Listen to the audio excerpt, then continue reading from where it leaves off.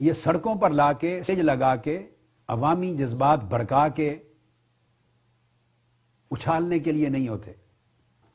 کوئی ان کو چیلنج کر دیں تو یہ ہر روز شکست کھا کے گھر آ جائیں. جتنی غیر عالمانہ، غیر معتبرانہ، غیر فقیہانہ یہ باتیں کرتے ہیں اور دین کے مسائل کو جس طرح سوکیانہ طریقے سے اچھالتے ہیں جس میں نہ علم، نہ تحقیق، نہ شعور، تو اس سے دین کی حرمت پہ حرف آئے. تحفظ حرمت رسالت کا نام لیتے ہوئے اہانت حرمت دین کے مرتکب ہو جائیں ہر روز. حرمت دین کی اہانت کروائیں ہر روز، اور یہ کچھ ہو رہا ہے.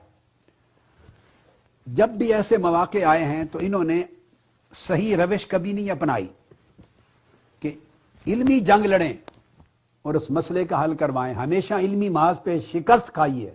میں 3-4 واقعات دیتا ہوں آپ کو اور میدان میں آ کے شور شرابہ کر کے لوگوں کے ذہن پر آگندہ کیے. اب دوسرا واقعہ 1982 کا ہے. پہلا میں نے وفاقی شرعی عدالت کا قانون توہین رسالت کا پوری ہسٹری سنا دی. 1982 میں وفاقی شرعی عدالت اسلام آباد میں تو رجم کو چیلنج کر دیا. جنرل ضیاء الحق نے قانون جاری کر دیا تھا، حدود آرڈیننس، اور شادی شدہ مرد اور عورت کی بدکاری پر رجم کی سزا جو حد ہے سنت سے، اس کا انکار کر دیا گیا. کسی نے اس کو چیلنج کر دیا. اب یہ تمام علماء کئی مہینے کیس چلتا رہا، اس عدالت میں پیش ہوئے، وفاقی شرعی عدالت میں، کراچی سے لے کے پشاور تک سب پیش ہوئے، اور یہ عدالت کو مطمئن نہیں کر سکے. یہ سطح ہے، علمی سطح کا یہ عالم ہے. اس عدالت کو، جس عدالت میں خالی کو سیکولر لوگ نہیں بیٹھے، وہ شیخ آفتاب حسین بھی دیندار آدمی تھے مگر بڑا تحقیق رکھنے والا آدمی تھا، بڑے مطالعہ والا آدمی تھا، اور جس میں بڑے بڑے جید اکابر علماء بھی جج ہیں، ممبر ہیں. تو کم سے کم ایک ماحول ہے. 7 ججز کا وہ وفاقی شرعی عدالت کا بینچ تھا پورا، اور یہ مطمئن نہیں کر سکے کہ رجم جو ہے وہ حد ہے. میں اس کی تفصیل میں نہیں جاتا، وہ پھر کبھی موقع ملا آپ تو آپ پوچھئے، میں بتاؤں گا. میں آپ کو موٹے واقعات کوٹ کرنا چاہتا ہوں. نتیجتاً وفاقی شرعی عدالت نے 225 صفحات پر مشتمل رجم کے خلاف شرعی فیصلہ جاری کر دیا اپنا، شرعی عدالت کا، ثابت کرتے ہوئے کہ رجم حد نہیں ہے. یہ غلط تصور ہے. رجم کی سزا اگر کسی نے دینی ہو تو بطور تعزیر دے سکتے ہیں PPC کے تحت، مگر شریعت میں بطور حد ثابت نہیں ہے. یہ 225 صفحات کا فیصلہ جاری ہو گیا، چھپا ہوا ہے، اور PLD PLJ جو ہائی کورٹ سپریم کورٹ کے وفاقی شرعی عدالت کے سرکاری فیصلوں کے جو ریکارڈ چھپتے ہیں ان میں بھی آ گیا. اب یہ حضرات جو وہاں ثابت نہیں کر سکے اپنی علمی کمزوری، تحقیق، کیونکہ عمر تو گزرتی نہیں ہے نہ مطالعے میں، نہ لائبریریاں بنانا، نہ کتب کو پڑھنا، نہ متون کو پڑھنا، نہ شروح کو پڑھنا، نہ حواشی کو پڑھنا، نہ اصول پڑھنا، نہ فروع پڑھنا، نہ مجتہدین کے کام دیکھنا، نہ کسی اور کے، وہ تو ہے ہی نہیں، فرصت ہی نہیں. تقریریں کرنی اور بس، یا پکی پکائی مقرر درس کی کتابیں پڑھا دینی بس. تو جب بھی کوئی مارکا آیا تو یہ بھاگ گئے وہاں سے، اور حرمت دین کے خلاف ان کی وجہ سے حرف آیا. یہ حفاظت حرمت دین نہیں کر سکے علمی کمزوری کی وجہ سے. اور یہ روش بازاری گلیوں کوچوں کے جلوس، جلسے، فتوے بازی، سٹیج، دنگا فساد، اس کی وجہ سے. اب اس سے اہل علم تو متاثر نہیں ہوتے بلکہ دین بدنام ہوتا ہے. جب فیصلہ ہو گیا تو اب چونکہ جنرل ضیاء الحق کا جاری کردہ قانون تھا، حدود آرڈیننس، تو رجم اس میں تھی، لہذا وفاقی عدالت نے، وفاقی حکومت نے، ضیاء الحق نے ریویو پیٹیشن دائر کر دی اس فیصلے کے خلاف، نظر ثانی کی اپیل. پہلے اس پورے کیس میں کتنے مہینوں چلتا رہا، مجھے نہیں بلایا گیا تھا. اس وقت تک انہوں نے مجھے وفاقی شرعی عدالت کا مشیر مقرر نہیں کیا تھا. یہ 1982 کا واقعہ ہے. اس سال مقرر ہوا ہوں میں مشیر وفاقی شرعی عدالت کا، اور پھر سپریم کورٹ کی ایپلیٹ شریعت بینچ کا.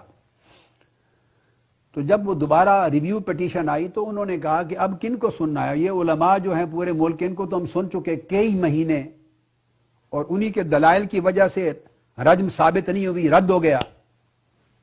اس وقت انہیں حضرت پیر کرم شاہ صاحب رحمۃ اللہ علیہ نے فرمایا، ضیاء الامت نے، کہ ایک صاحب ہیں جن کو نہیں بلایا گیا اور نہیں سن سکا، کون؟ انہوں نے میرا نام لیا، اس مرتبہ ان کو بلا کے سنا جائے۔ تو وفاقی شرعی عدالت نے مجھے بطور مشیر اپوائنٹ کر دیا گورنمنٹ نے، اور مجھے بلایا یہ 1982 میں، اور 20 جون سے لے کر 23 جون تک 3 دن، یعنی دوبارہ 18 گھنٹے، یہ تحفظ ناموس رسالت نہیں تھا، یہ تحفظ حرمت دین تھی، تحفظ حدود دین تھی، تحفظ ناموس رسالت تھا۔ یہ بھی گستاخی بنتی ہے کہ حدود کا کوئی مذاق کر دے اور انکار کر دے، جو آقا علیہ السلام نے مقرر کی اور نافذ کی۔ تو 20 سے 23 جون تک 3 دن 18 گھنٹے مسلسل میں نے دلائل دیے۔ اب میں آپ کو واللہ باللہ تاللہ کہہ رہا ہوں، قسم کھا کر، اللہ گواہ ہے، ہمارے مسلک کے سارے علماء بھاگ گئے تھے، ریویو پٹیشن میں ایک بھی نہیں آیا وہاں، کہ پہلے ہی ان کی اتنی پسپائی ہو چکی تھی۔ یہ صرف جلسے جلوس کر کے لاؤڈ سپیکر پکڑ کے گلے پھاڑنے کے لیے۔ دوبارہ اپیئر ہوئے اہل حدیث اور دیوبندی مسلک کے لوگ، علماء، مگر ان کی بھی سماعت ہو چکی تھی، وہ بھی ثابت نہیں کر سکے تھے۔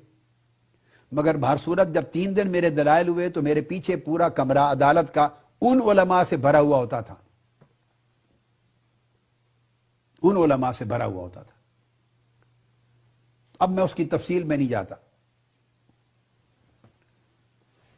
وہ ایک بڑا ایک اپنی جگہ 18 گھنٹے کے دلائل ہے، ایک علمی سبجیکٹ ہے، ان کے کیے ہوئے فیصلے کو بدلوانا کوئی چھوٹی سی بات تو نہیں تھی۔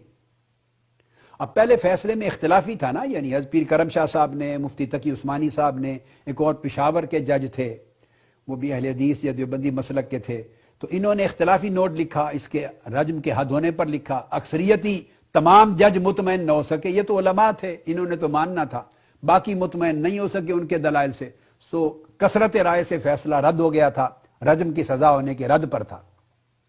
اب دوبارہ اس بینچ میں سماعت ہوئی، تو اب یہ علماء کئی جو دوسرے مسلک کے آئے، انہوں نے کسی نے پہلے دن جب بات ہوئی سنت کی اور حدیث کی، کو فنی باتیں ہوئی، تو پیچھے سے آواز آئی کہ اے بریلوی اصول حدیث تے کی گل کرے گا۔ میرے کان پہ آواز پڑی، لو جی یہ بریلوی بھی اصول حدیث تے گل کرن لئی آ گیا، اس نے فن حدیث پر کیا بات کرنی ہے؟ پیچھے سے آواز آئی عدالت میں، میں نے مڑ کے دیکھا، میں تو خود کو نہیں کہتا بریلوی، لیکن اس دن کہا، میں نے کہا آج پھر بریلوی کو بھی سن لینا اصول حدیث۔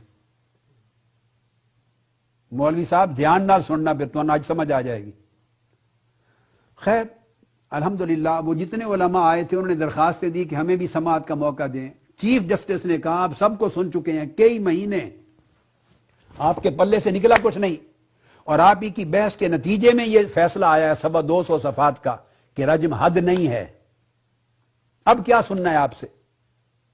تاہم انہوں نے کہا آپ اگر جو کو لکھ کے لائے ہیں یا نہیں تو لکھ لیں، اور لکھ کے رجسٹرار کے بعد جمع کرا دیں، چونکہ پہلے دن جب انہوں نے 3-4 گھنٹے 2-3 گھنٹے مجھے سن لیا، انہوں نے کہا کہ اب ہم قادری صاحب کو ہی سنیں گے، جتنے دن سننا پڑا، 250 صفحات کا ہم فیصلہ لکھ چکے ہیں، ہم نے اپنا ذہن بدلنا ہے یا نہیں بدلنا، اس کے لیے بہت قوی دلائل چاہیے جو ہمیں مطمئن کرے، اور وہ جو کچھ ملے گا ان سے ملے گا، آپ سے کچھ نہیں ملنا، لہذا اب کسی اور کی سماعت نہیں ہوگی، آپ دلائل دینے ہیں تو رجسٹرار کو جمع کرا دیں۔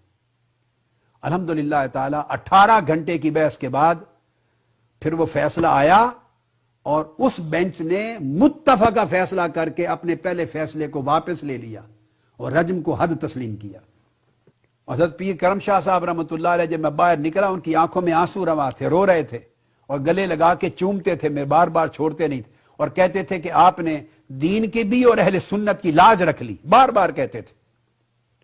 اب آپ میں سے پرانے، چونکہ 28 سال پرانی بات ہے، کچھ لوگ یاد ہیں، ہاتھ کھڑا کریں جنہوں نے حضرت پیر کرم شاہ صاحب سے یا سارا واقعہ سنا ہوا ہو، پورا معلوم ہو، ہاتھ کھڑا کریں کن کن کو معلوم ہے یہ سارا۔